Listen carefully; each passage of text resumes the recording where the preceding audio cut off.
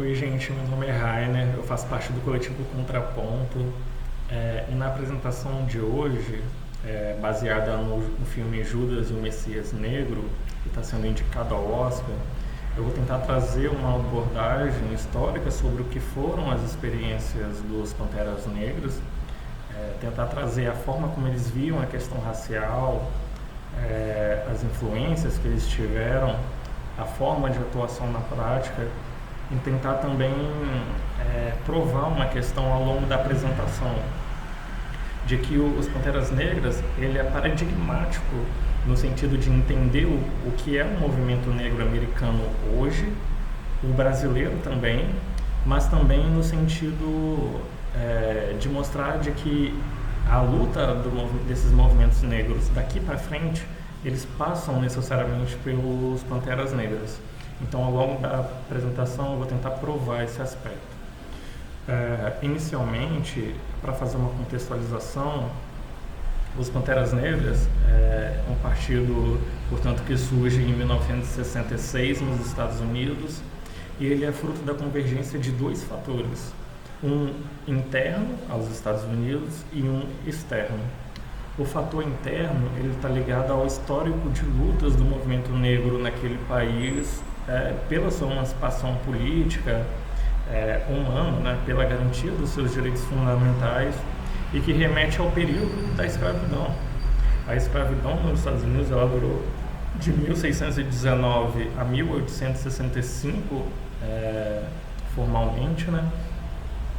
Só que com o fim da escravidão não houve uma inserção do negro na sociedade americana. Então, ainda no final do século XIX, é que surgem, após a escravidão, um conjunto de leis estaduais e municipais conhecidas como Jim Crow, que elas não só traziam um aspecto de segregar brancos e negros, mas no sentido de negar aos próprios negros os seus direitos civis, os seus direitos políticos, a sua dignidade humana. Então, fruto dessa luta, né, contra a opressão policial, contra a supremacia branca nos Estados Unidos, é que desencadeia na década de 60, a década do surgimento dos Panteras Negras, vários motins, enfim, vários levantes nos Estados Unidos ao mesmo tempo, trazendo uma efervescência sobre a questão racial, né? É o período que surgem os Black Powers, que você tem Malcolm X, você tem Martin Luther King, então você tem toda uma efervescência nos Estados Unidos na década de 60. E o fator externo, ainda nessa contextualização histórica, está relacionado ao colonialismo do século XX. É importante lembrar, no século XX, boa parte da humanidade estava sob domínio colonial.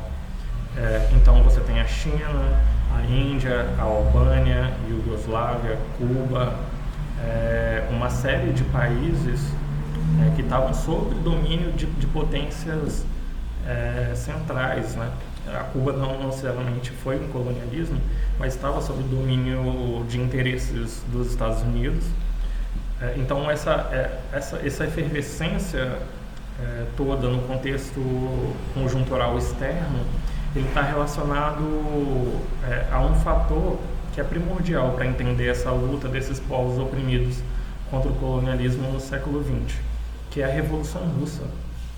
A Revolução Russa ela tem um marco muito importante, ela ocorreu em 1917, que ela se apresenta como os povos oprimidos como uma possibilidade real da luta contra a opressão. A experiência da Revolução Russa ela justamente mostrou a esses povos todos que eu citei de que era possível a luta contra o colonialismo. Então, em 1919, você tem o surgimento da Internacional Comunista, que é uma organização que ela vai tratar de unir todos os povos das colônias, todos os países, em torno de algo central, de um programa central socialista, sob o lema do Trabalhadores e Povos Unidos do Mundo Univos. Esse era o lema da Internacional Comunista.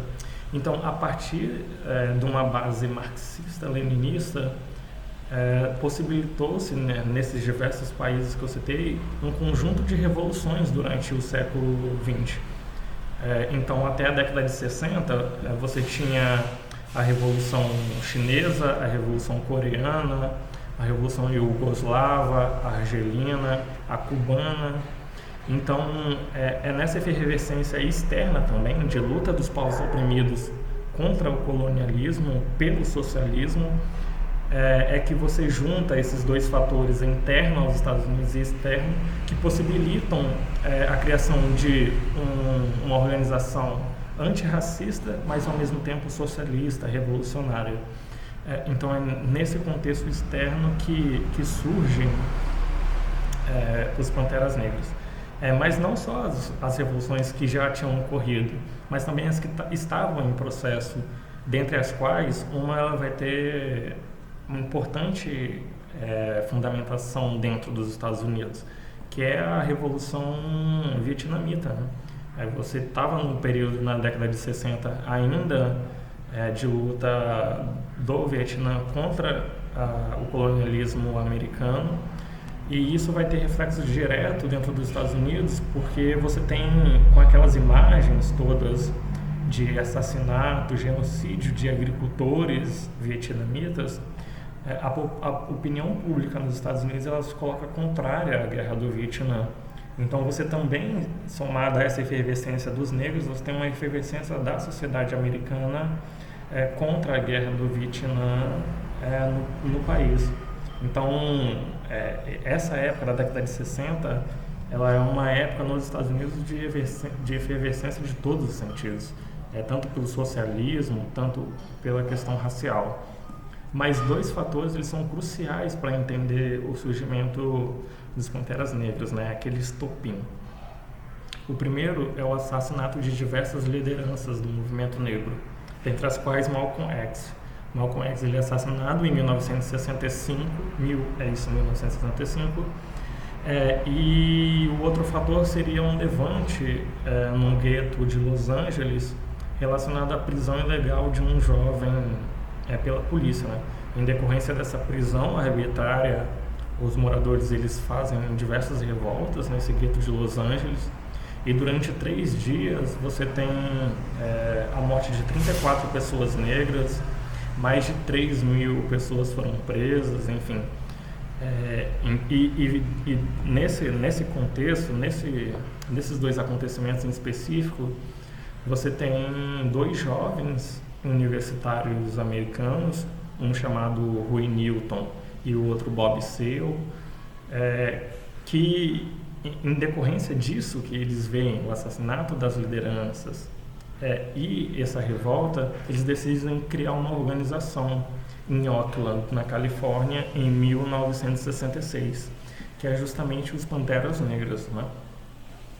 Bom, então naquela efervescência toda do movimento negro pelos seus direitos civis, aliado às questões relacionadas à guerra do Vietnã, se cria-se 2 correntes principais dentro do movimento negro. Uma é o dos separatistas, que queriam criar um território livre dentro dos Estados Unidos para os negros, onde as regras seriam ditadas pelos próprios negros. E aqui é importante mencionar que fazia parte desse grupo os nacionalistas culturais, que eu vou citar mais à frente, explicar direitinho a relação dos Panteras com esse grupo, né, os nacionalistas culturais. E do outro lado, da outra corrente principal, majoritária, você tinha os integracionistas, que ao invés de tentarem criar um território autônomo, uma república autônoma para os negros dentro dos Estados Unidos, eles na verdade pregavam a integração do negro na sociedade americana, portanto o fim da opressão racial, o fim da supremacia branca e etc. Inicialmente, os Panteras Negras eles se relacionam indo para lá e para cá com esses 2 grupos, né? Só que a partir do momento que eles vão amadurecendo, vão criando uma base, eles vão tendendo para o lado dos integracionistas, porém com uma questão à parte, né? Que eles eram revolucionários, eles viam a questão de integração à sociedade americana não como uma mera integração ao capitalismo, mas do contrário. uma sublevação ao sistema capitalista. E em decorrência, portanto, de todo esse aspecto que eu citei, os Panteras Negras começam a crescer no seio dos guetos americanos, mas ele ganha fama nacional em 1967. Em 1967, justamente em decorrência desse crescimento dos Panteras Negras, na Califórnia, cria-se uma assembleia para proibir o porte de armas. É importante visar que o nome total do Panteras Negras era Partido dos Panteras Negras para a Autodefesa. Autodefesa justamente contra o próprio Estado e justamente a defesa contra o Ku Klux Klan também, né? Ou o próprio Estado, né, ainda. Então, em decorrência disso, eles usavam armas e tudo mais. E por esse crescimento das Panteras Negras, eles viram a necessidade de bloquear, de dar fim ao porte de armas na Califórnia. Então você tem essa assembleia em 1917 que visava justamente isso, 1967, perdão. Só que os Panteras Negras, então, eles vão a essa assembleia, eles ocupam todas as instalações e é a partir daí que espalha pelos Estados Unidos diversas fotos daqueles negros com black power, de jaqueta de couro, com calças específicas, segurando fuzis. E aquelas imagens não rodam os Estados Unidos e atraem diversos militantes que criam filiais do partido nos mais diversos estados. Então, os Panteras Negras eles tomam uma conotação nacional a partir de 1967. Bom, é importante destacar, né, sobre os Panteras Negras, qual que era a visão deles sobre o racismo. Os Panteras Negras, eles se definiam como marxistas-leninistas. Eles tinham, por exemplo, muita influência de Mao Tse Tung, muita influência de Frantz Fanon, de Kim Il-sung, da Coreia. Então, eles se consideravam os representantes do marxismo-leninismo, daquela efervescência toda que estava acontecendo no mundo na luta pelo socialismo nos Estados Unidos. E por isso, eles tinham o marxismo como base teórica. E é importante mostrar qual que é a visão do marxismo sobre a questão racial, né? Bom, o marxismo, ele primeiro traz uma abordagem histórica concreta sobre o racismo, para provar o seguinte: o racismo nem sempre ocorreu na história da humanidade. Ele é uma criação histórica, ele tem data de nascimento.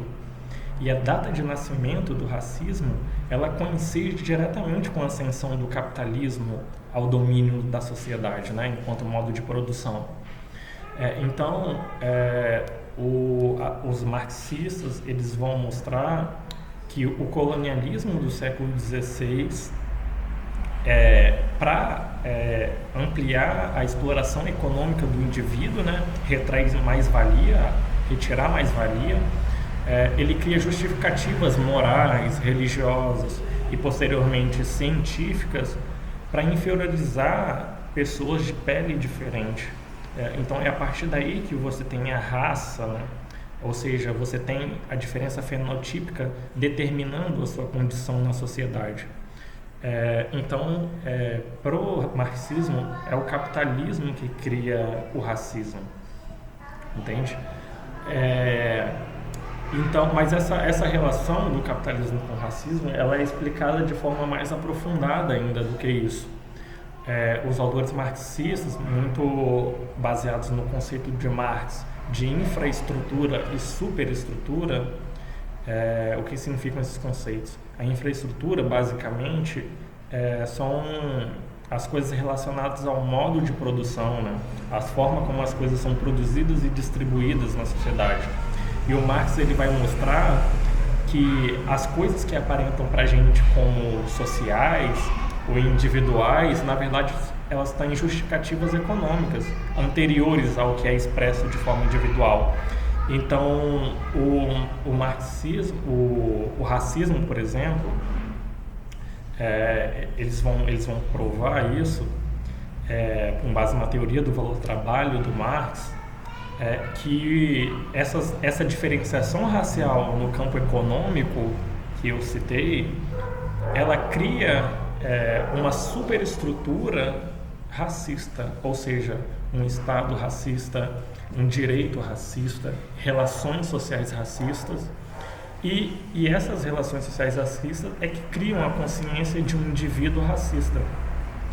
Então, o que aparenta para a gente como algo individual, como se o racismo fosse questão de um indivíduo outro não é, o marxismo justamente ele vai tratar que não, é uma questão anterior a isso.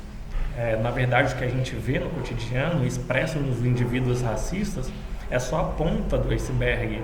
O problema é anterior a isso, é estrutural, para citar aqui o Silvio de Almeida, que é um marxista, é importante lembrar. Então,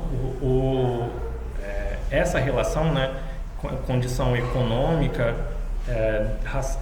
social, né, relacionado à estrutura social e o indivíduo e a consciência do indivíduo, é que o marxismo vai tratar, assim, tratar o racismo como algo mais aprofundado do que aparenta ser.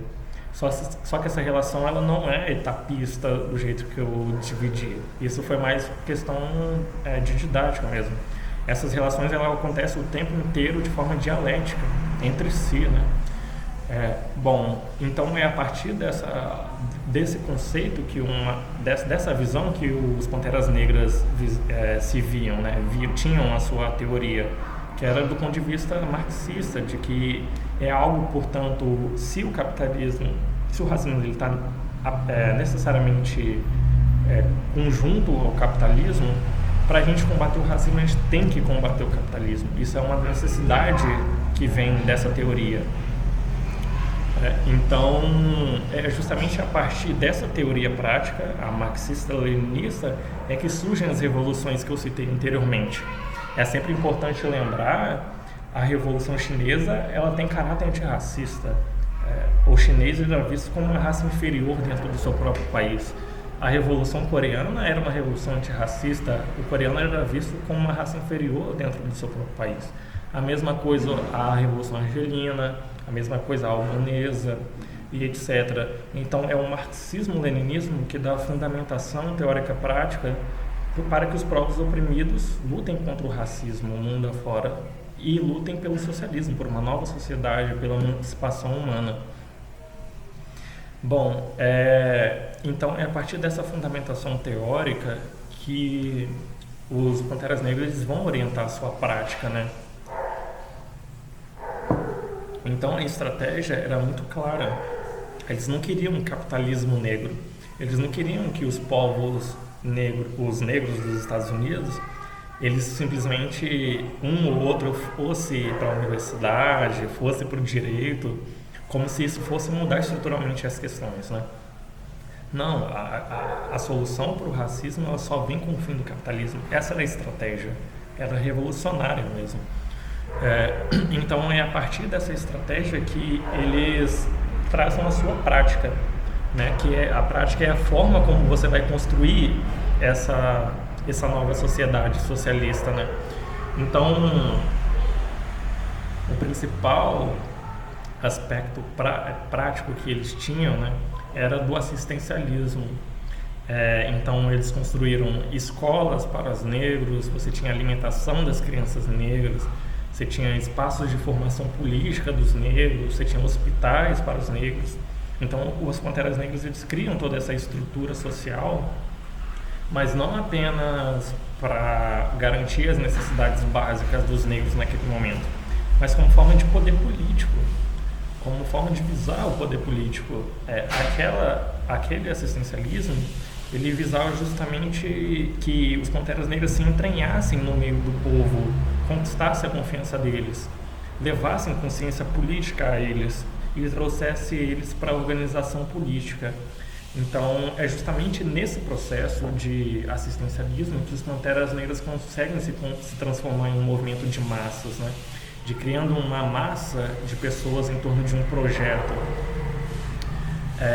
E então outros aspectos relacionados a essa visão dos Panteras Negras sobre a identidade, sobre o racismo, perdão, está relacionado também com a identidade, como eles viam a questão da identidade, né, como eles viam a questão da atuação prática.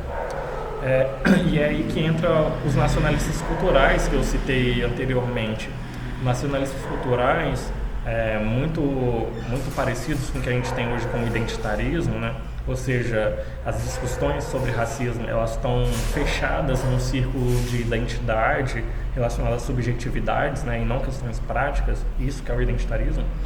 Você tinha um movimento negro, uma corrente, né, interna à corrente separatista, que eram os nacionalistas culturais, que tinham justamente esse aspecto. Assim. Eles achavam que a luta pela emancipação do negro, ela vinha justamente dessas questões culturais, de você valorizar a cultura, mas também se vestir enquanto um africano, por exemplo. Então, questões subjetivas, né, que eles viam como forma de combater o racismo. E os Panteras Negras, eles colocam radicalmente contra isso, né? Ou pelo menos complementarmente a isso, no sentido de que sim, a gente tem que valorizar a nossa identidade. O Black Power que eles usavam era justamente uma valorização da nossa identidade. Mas isso não pode, a gente não pode cair na ideia de que a subjetividade vai mudar algo que é estrutural, entende? Se o racismo é estrutural, o combate tem que ser do ponto de vista prático e estrutural.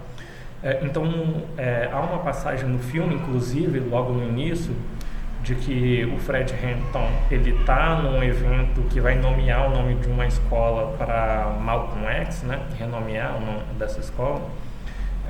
E ele justamente fala esse aspecto, assim, nomear a escola, mudar o nome da escola, eles deixarem a gente usar as nossas roupas, não vai acabar com a opressão daqueles alunos, entende? O que vai acabar com essa opressão é justamente a prática, a revolução, né, no caso, que eles defendiam. Então eles eram muito críticos ao que a gente chama hoje de identitarismo, né? O outro aspecto desses nacionalistas culturais que eu citei é que eles eram sectários.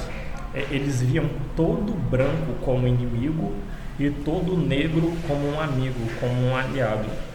E os Panteras Negras eles vão dizer que não. Tem até uma passagem que é nesse sentido, assim, que os Panteras Negras eles vão dizer que o negro burguês, em última instância, ele vai defender os interesses da sua classe. Eles não vai defender os interesses do negro. Então, esse sectarismo os Panteras Negras combatiam de forma árdua. E outra passagem no filme que mostra esse aspecto é justamente o que ficou conhecido na história como coalizão arco-íris, né? Ao invés do sectarismo, eles visavam a união política dos povos oprimidos em torno da causa. Então, por exemplo, os brancos de pobres, os caribenhos, você tinha os latinos, os asiáticos, existiam seções dentro do Panteras Negras de asiáticos e latinos, por exemplo, mas também LGBTs, enfim. Você tinha uma coalizão de diversos grupos em torno de uma pauta. Então eles eram contrários a esse sectarismo, né? E que hoje ainda é muito comum. Bom, então os Panteras Negras, ele, diante de toda essa relação teórica, né, que eu citei, mas também a sua forma de atuação na prática, eles chegam a ter mais de 10 mil militantes, fora a massa populacional que os acompanhava. E é lógico que esse crescimento, apesar de um número relativamente pequeno de militantes, né, 10 mil, ele chama a atenção do FBI no sentido de que ele tinha um potencial político, social, militar muito grande. Então era preciso dar fim àquela experiência dos Panteras Negras, né? E aí, então, o FBI inclusive chegou a considerar os Panteras Negras como a maior ameaça à segurança nacional, que significa a maior ameaça ao capitalismo dentro dos Estados Unidos. Então, é a partir desse crescimento dos Panteras Negras que a FBI cria uma força tática com os departamentos de polícia estaduais, que visava justamente o que a gente viu no filme relacionado ao Fred Hampton, né? Então você tinha prisões forjadas, você tinha infiltrações, você tinha assassinatos de lideranças, diversas lideranças dos Panteras Negras foram assassinadas, não apenas o Fred Hampton, foram várias outras, mas também outras questões. Então você tinha a criação da SWAT pela polícia de Los Angeles, né? Então você tinha uma polícia, você tem a criação de uma polícia especificamente para o confronto direto, né? Como forma de reprimir, e os outros departamentos de polícias, né? Pelo país, eles também criam a SWAT nessas outras localidades. E somado a essas condições que eu falei, que vão levando ao fim, a desestabilização e fim das Panteras Negras, ainda se soma a guerra às drogas, né? As drogas, entre aspas, né? Que era uma guerra aos negros, em 1971, que visava justamente espalhar, criar uma epidemia de drogas nos guetos, né? E depois a polícia vinha por trás para prender, para encarcerar em massa esses negros, fazer prisões ilegais também. Você tinha muita repressão também. Então isso também vai minando os Panteras Negras, né? Então essa força-tarefa da SWAT, essa desestabilização das lideranças, né, dos Panteras Negras, vai criando um racha interno. Então vai criando alas dentro do partido que não estão coesas ideologicamente com o que era o partido até então. Então os Panteras Negras, eles começam a definhar na década de 70, principalmente para o final da década de 70, eles acabam de forma definitiva em 1982. Só que aqui entra um aspecto importante. Se ilude quem acha que o FBI ia apenas querer acabar com os Panteras Negras. Era preciso dar fim àquilo de forma definitiva. Como eu falei, foi a maior ameaça ao sistema capitalista americano. Então era preciso criar coisas dentro do movimento negro para impedir que aquilo jamais voltasse a acontecer. Então é a partir dessa questão que surge na década de 80, após então a queda das Panteras Negras, o que eu chamo de contra-revolução liberal, assim.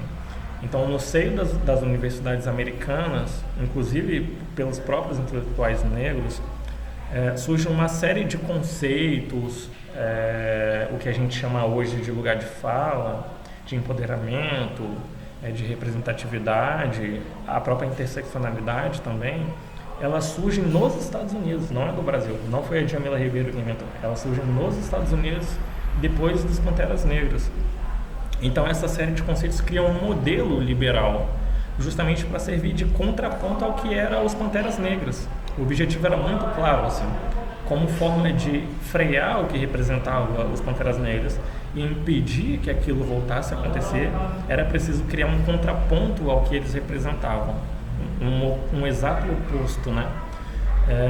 Então esse modelo liberal, por exemplo, ele tinha contradição com aspectos dos Panteras Negras que eu vou citar.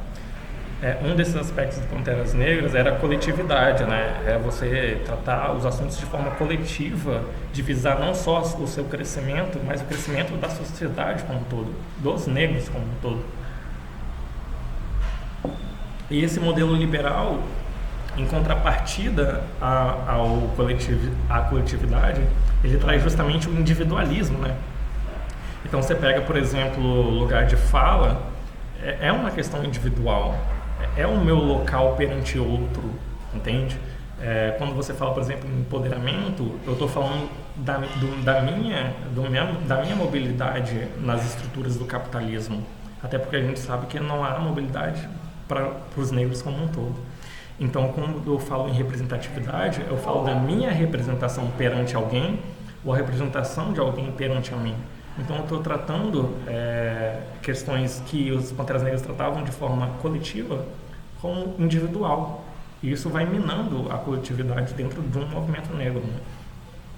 O outro aspecto, né, de contraponto era justamente a união política que os Panteras Negras pregavam, né? como eu falei anteriormente, tinha uma coalizão arco-íris, que eles chamavam, né, que é a união de todos os pobres e todas as pessoas que concordavam com o regimento dos Panteras Negras, eles traziam para dentro de si. Então, não só os pobres, os trabalhadores brancos pobres ou os latinos que eu falei, mas você tinha também muitos intelectuais, muitos artistas e até empresários relacionados aos Panteras Negras. Então, o setor da classe média radicalizado branco também atuava pelos Panteras Negras nesse sentido. Eles tinham essa visão muito clara, assim, é preciso unir e não segregar. Só que esse modelo liberal que eu falei, que começa a se construir após a queda dos Panteras Negras, eles começam a tratar do oposto, assim. Ao invés, então, da união política, você tem um sectarismo, né? É o que a gente vê como sectarismo. Então, por exemplo, quando a gente fala de lugar de escuta, perdão, a gente está tratando o branco como um ator passivo na luta antirracista. Você está dizendo para ele, essa daqui não é a sua luta, essa daqui é só minha, e você no máximo vai poder escutar. Então, ao invés da participação ativa, da união política e da mobilização, você tem uma sectarização, né? Você tem uma segregação da luta. Outro aspecto também, tratar o trabalhador pobre como privilegiado. Veja, os privilegiados são as burguesias, né? É a burguesia, e não os trabalhadores pobres. Esses são também oprimidos. Então, quando você cria um receio de dar opinião, quando uma pessoa tem um receio de dar uma opinião sobre o movimento negro, eu estou criando um antagonismo entre esses oprimidos. E não é uma união política. Então, esse sectarismo, esse modelo liberal, ele tem um aspecto muito claro, que é segregar em todos os aspectos a luta dos negros. E o outro aspecto relacionado, ele está diretamente relacionado à contraposição entre uma teoria revolucionária que os Panteras Negras tinham e uma teoria liberal que passa a ter, né? Era justamente essa teoria revolucionária dos Panteras Negras que os orientava na prática, né? Então, com esse modelo liberal, essa teoria revolucionária por detrás, ela se perde. E isso cria consequências muito graves para o movimento negro, né? Essa perda dessa teoria revolucionária marxista-leninista por detrás. A primeira consequência direta disso é a desmobilização. Porque, veja, o subjetivismo, né, colocar como pauta principal questões subjetivas, elas geram ou uma desmobilização completa ou uma mobilização pontual. Porque, veja, lugar de fala, ela é uma questão subjetiva, ela não é uma orientação prática, assim, que vai tratar da forma que a gente vai seguir e que nós vamos chegar a algum lugar. São questões subjetivas, lugar de fala é uma questão subjetiva. Empoderamento é uma questão subjetiva. Representatividade é também uma questão subjetiva. É lógico, ela tem consequência no real, mas ela é a priori subjetiva. E isso gera desmobilização justamente porque os aspectos práticos, você ter um plano concreto, forma de atuação, assistência social, como os Panteras Negras tinham, que gera uma mobilização de todos em torno da pauta. É justamente o concreto que tem capacidade de gerar mobilização. E quando você tem questões subjetivas tomando essa pauta, né, você gera essa desmobilização, portanto, você não tem algo que mobilizar. Então, as mobilizações, elas são no máximo pontuais, no sentido de que, por exemplo, você vai trocar o nome de uma sala, por exemplo, em homenagem a uma pessoa negra, o que é muito importante, e aí você gera mobilização para isso. Só que a partir do momento que cessa, né, que você consegue isso, acabou a mobilização, vai ter que esperar outra coisa acontecer. Então, essa desmobilização é uma consequência desse modelo liberal. E a outra consequência principal é a despolitização, né? Porque a partir do momento que você separa a teoria da ação, que você não tem uma teoria revolucionária que vai te indicar o caminho, você fica desorientado, né? Você não sabe para onde ir.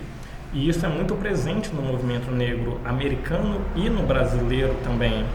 Porque é importante lembrar, como eu falei antes, esses conceitos, esse modelo liberal, ele é importado para cá por intelectuais negras e negros, né? Então, principalmente a Djamila Ribeiro, que comprou esse papel. Então, quando você tem essa falta de orientação à prática, você não tem essa perspectiva de ação, de saber para onde você vai, né, o que você quer. Então isso é uma outra consequência, porque você vive de espontaneísmo, né? Então de forma de reagir apenas. Então, por exemplo, surge a morte de alguém, você reage com uma nota, ou então surge outro fenômeno espontâneo e você reage a isso, surge outro, você reage também, cria uma mobilização, enfim. Então acaba criando um movimento negro reativo, que não sabe para onde vai. Ele até fala em luta antirracista, fala em luta contra o capitalismo, mas ele não sabe o que fazer, não sabe para onde ir, quais ações tomar. Então essa também é uma consequência desse modelo liberal, né? Que justamente tira essa teoria marxista-leninista por detrás dos movimentos revolucionários.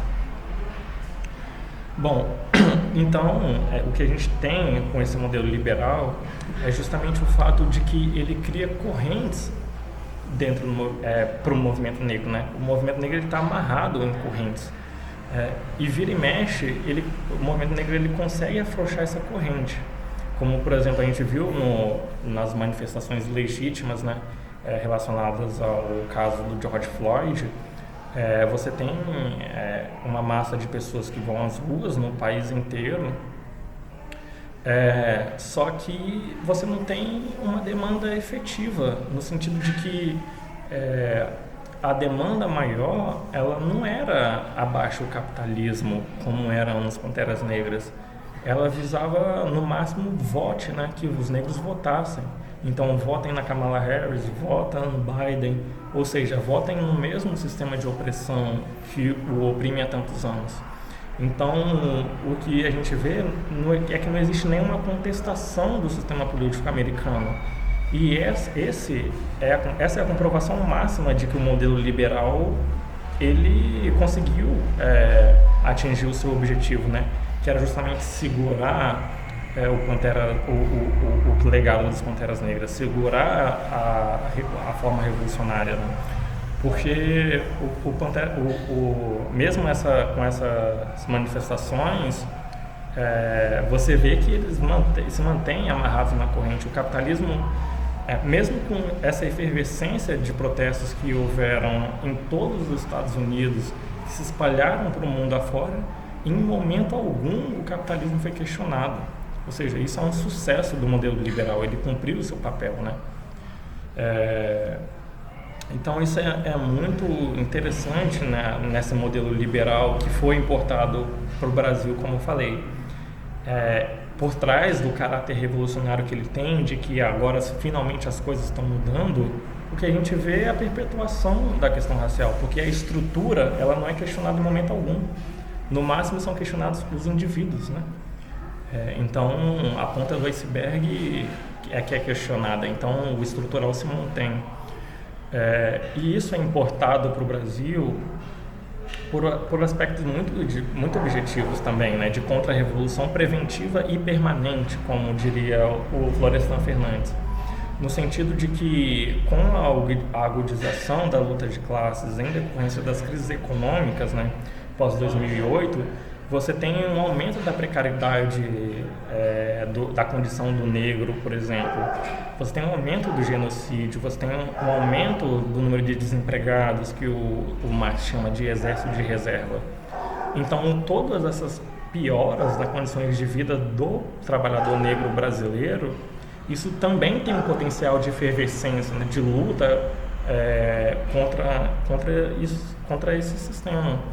Então, esse modelo liberal ele é importado justamente para impedir que Panteras Negras sequer venha a ocorrer. Então, é uma contra-revolução preventiva ainda, né? E ele também cumpre o seu objetivo com sucesso, né? A gente vê isso pelo movimento negro atual. Então, portanto, a gente tem que ter muito, muito claro que o nosso objetivo ele é quebrar as correntes. A gente precisa quebrar essas correntes que amarram o movimento negro no Brasil e nos Estados Unidos. E quebrar essas correntes significa justamente superar o modelo liberal. e superar, e aqui entra aquele aspecto que eu falei que eu tentaria provar, né, que os Panteras Negras ele eram a experiência central para entender o que é hoje, o movimento negro hoje, justamente porque o que a gente tem hoje é um contraponto ao Panteras Negras, mas também para a nossa luta daqui para frente, porque se a gente quer tratar a questão racial de forma efetiva, prática, que traga resultados práticos, a gente tem que fazer um contraponto ao modelo liberal. E o contraponto ao modelo liberal é justamente resgatar o que é os Panteras Negras, né? Necessariamente passa por isso. Então, a gente tem que fazer um balanço sobre o que foram as experiências das Panteras Negras, mas não como forma de estudar ele como um acontecimento histórico em si, que a gente vai ter um acontecimento, mas para a gente entender suas contradições e resgatar seus aspectos para adaptar ele à contemporaneidade e à situação específica brasileira, né? Então a gente tem esses legados dos Panteras Negras que eu vou citar, né? Que o primeiro deles eu citaria que seria uma teoria revolucionária marxista por detrás, né? E isso exige um estudo muito aprofundado do capitalismo também e do socialismo. Então esse é um legado que eles não deixam. Você tem a organização política, de forma individual eu não consigo mudar nada, isso é muito objetivo. Então a necessidade de organização política, a necessidade do trabalho de base, né, de você criar formas de se entranhar dentro do povo e trazer eles para a organização política, de levar a consciência de classe e, portanto, criar um movimento de massas, mas também a radicalidade, né, no sentido de que a gente não tem que se contentar com que um ou outro consiga ocupar uma vaga de desembargador ou de juiz. É claro que isso é importante, né? Mas a gente não tem que se contentar com isso, a gente tem que ir além. Como é provado pela teoria marxista, né, o racismo está inerentemente ligado ao capitalismo. Então, se eu pudesse resumir o legado dos Panteras Negras em uma frase, é que a luta contra o racismo ela passa necessariamente pelo socialismo. Muito obrigado.